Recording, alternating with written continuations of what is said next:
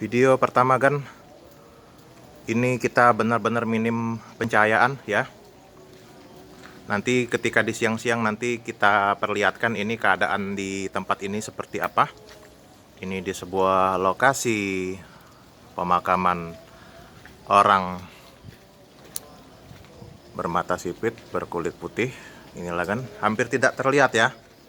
Nanti kita lihat di video yang berikutnya ya. Anda saksikan di video yang lain nanti. Kita pasti akan memberikan tayangan yang di siang hari ya, rekaman mengenai suasana alam di sekitar sini. Nah, ya ini ada patokannya bongpai yang biru ini ya. Nah, kita berada di sini sampai kurang lebih 20 menit ke depan ya.